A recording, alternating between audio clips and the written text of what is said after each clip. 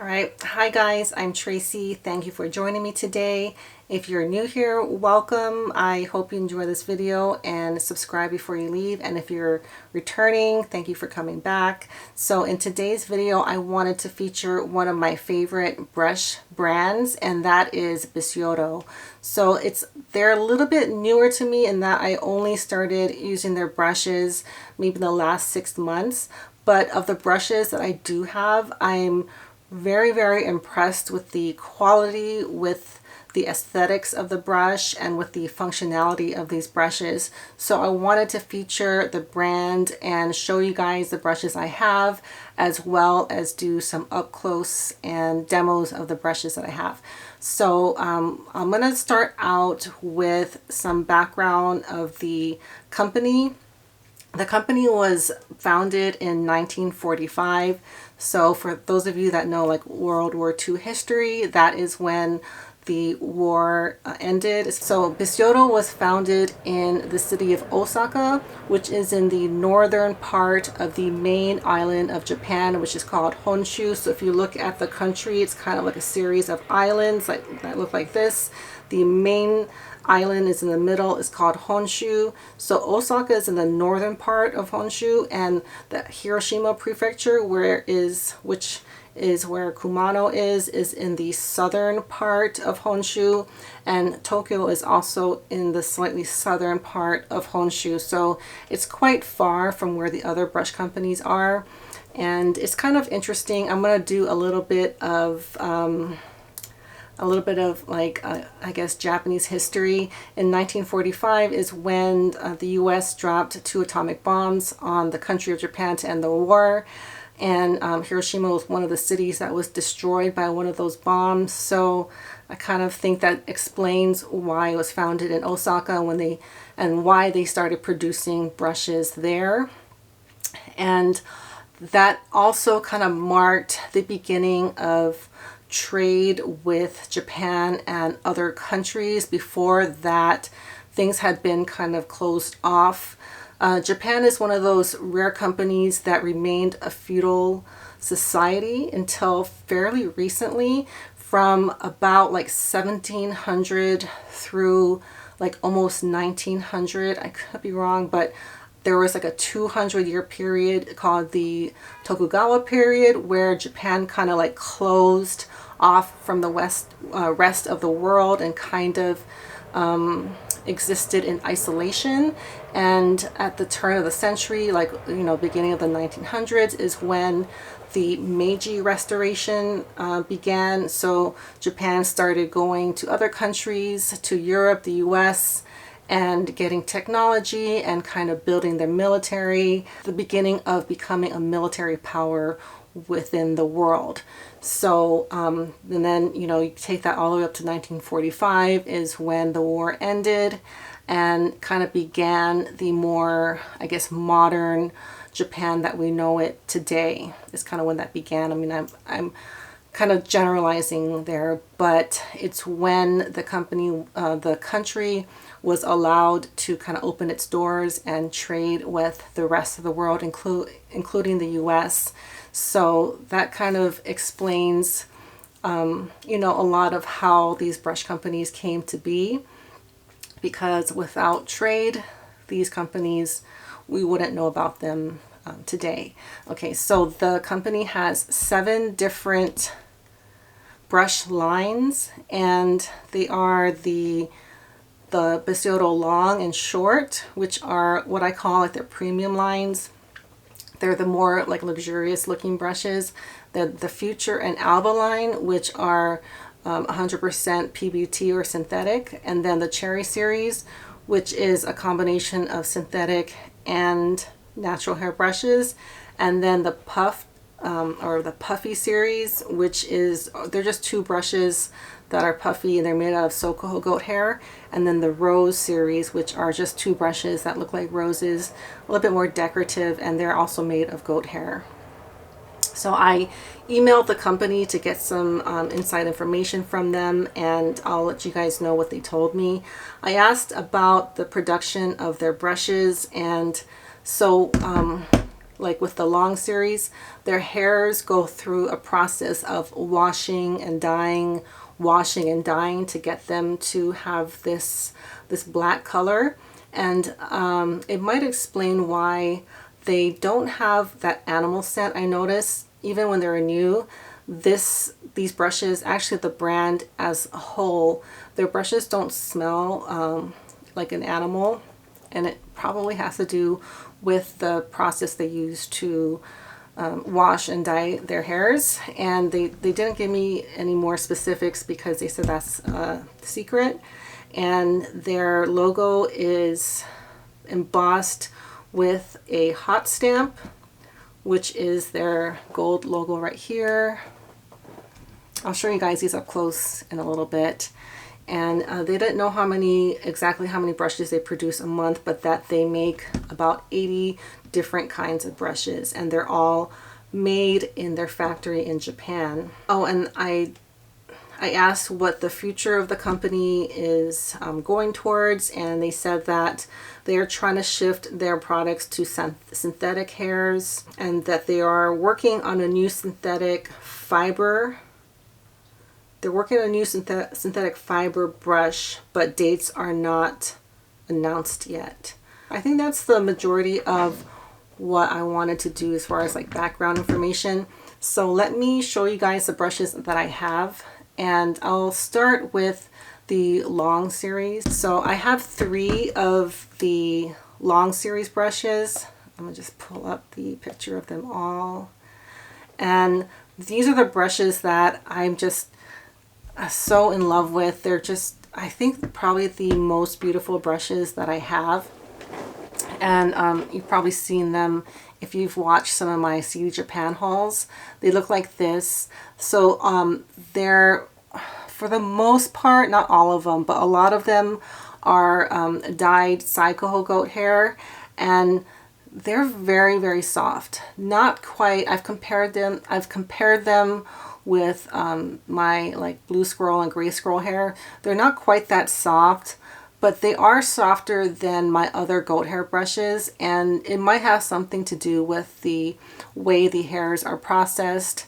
But I just really, really enjoy looking at them. The handles are made with African rosewood, and the ferrule is coated in gold, and it's made of brass. So it's 14 or 24 karat gold plated brass is what that is. And I'll show you the 3. I'll start off with this angled one. So hopefully you guys can see that. So of the long series, they have 4 finishing brushes, 2 powder brushes, 2 highlighting brushes, and a cheek brush as far as face brushes go. So this one and this one that I have, these are considered highlighting brushes. So something I wanted to point out is that for highlighting brushes, these are huge. So for me, I don't use these 2 for highlighting. I use these for bronzer, powder, and blush. And the cheek brush I have, this is what they consider their only cheek brush, although they have one that's considered a powder brush that looks very, very similar to this. And I do really like this for bronzer and blush. I'll give you guys a closer look right here. And I would say this is my most used of the long series that I have. And I like the shape. If I had to compare it to something else, I would say it's most similar to the Hakuhodo B110. Very, very similar in size and shape. And if I had to compare them like this, I would say the Bisyodo is a little silkier and a little bit more flexible.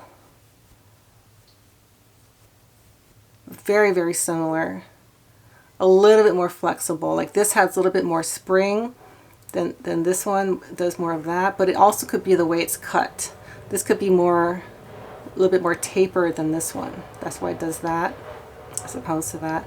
But anyhow, you know, if you're not, if you don't want to order through Hakuhodo, maybe you're ordering through Fude Beauty or CDJapan, I think this is a very comparable brush to the B110 from Hakuhodo. And this is my newest addition and is considered a highlight brush. And the names are a little confusing. They're like CH. Okay, so I was showing these two. One is like a CH1 and a CH2. I'll list the specific names down below because I don't want to give you guys wrong information. But I did really want to point out that this is a highlighting brush, but to me this is too big for me to do highlight with. I have another Bisyodo brush that I think is better for highlighting, but we're going to try it anyways. We'll just test it out. And then the other series that I have brushes from are their Cheri series. So the Cheri series was brought out in 2015 in attempts to kind of attract younger users because they're not as expensive.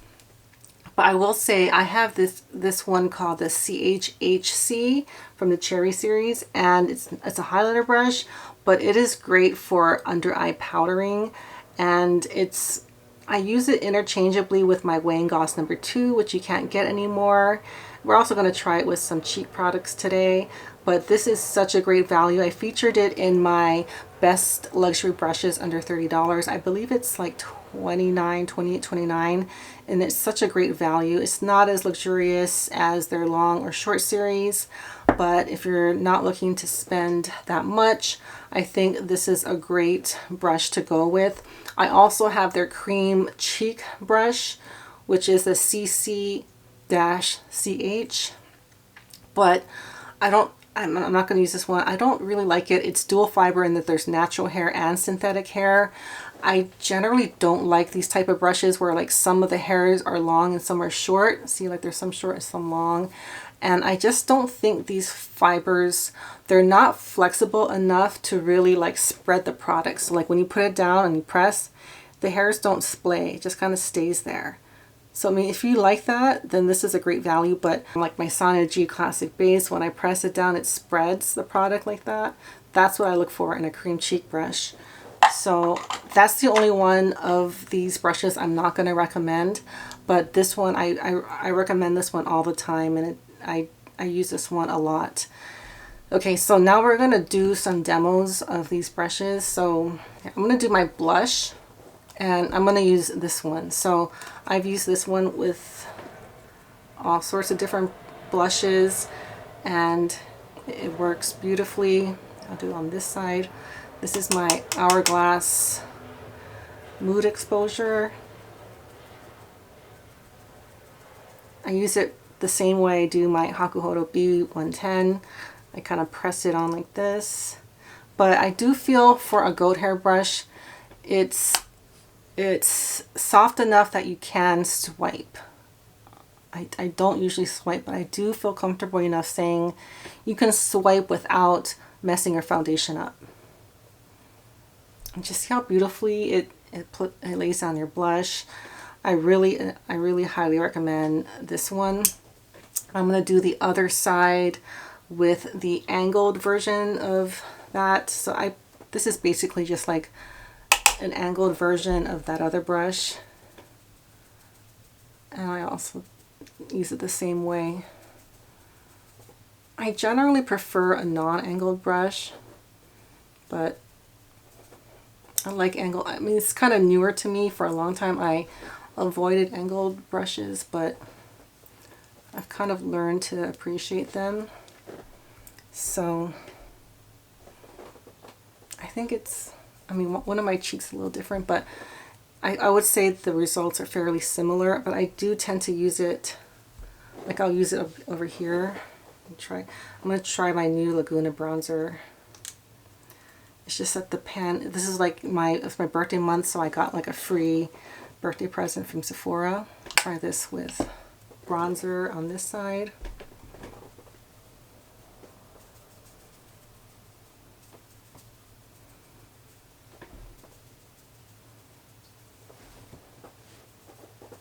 So it's not going to do like it's not going to give like a heavy application. I would say these are pretty subtle ways of putting on your bronzer. And then I'll use this one with my bronzer as well.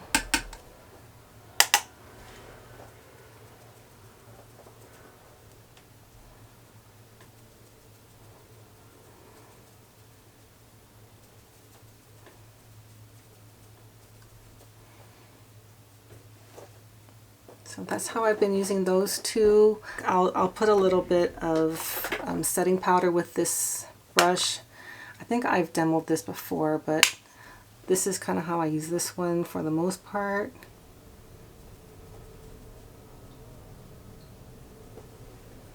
I'm going to just do it on this side.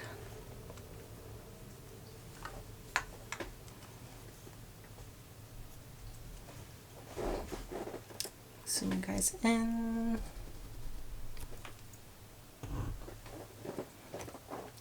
Okay.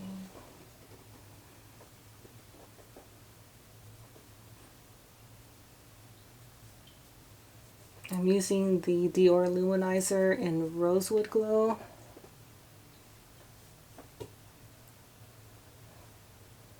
So that's how I would say like a medium level of application with this. And just to see how this one works with highlighter. The reason I don't really like this for highlighter, it's just too big and it's a little too fluffy. I prefer my highlighter brush to have like slightly shorter hairs and to have less surface space, but let's just see what this looks like.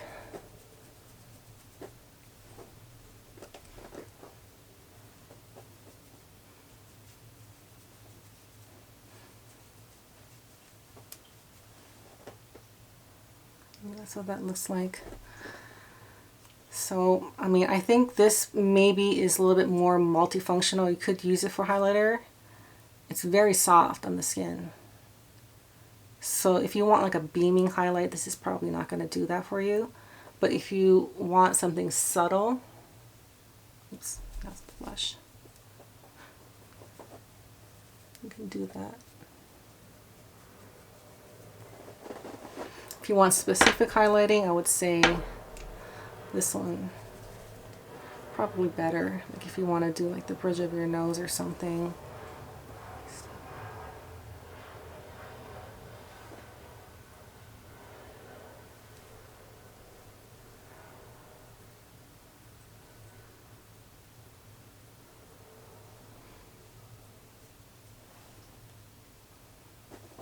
I don't usually highlight my nose, but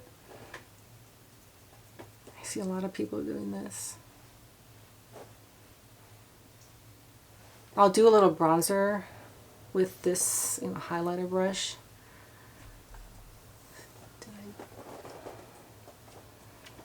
Okay.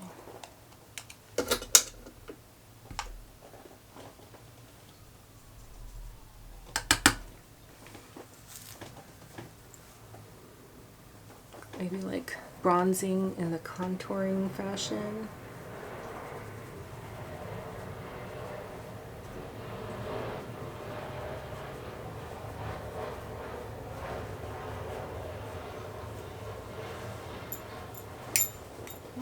Sorry, my earring's in the way.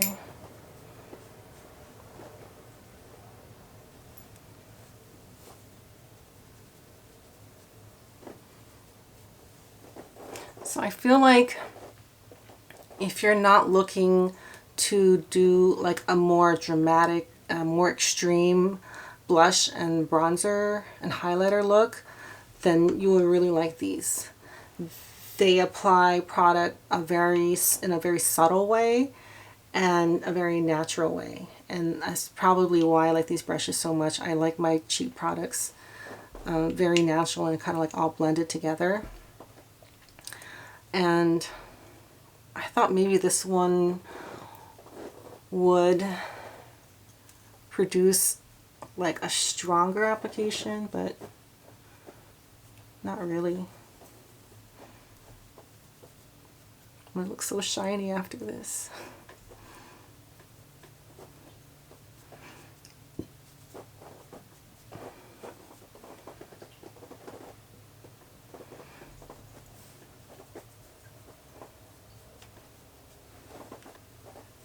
Well, I don't look like I have like a ton of powder on my face.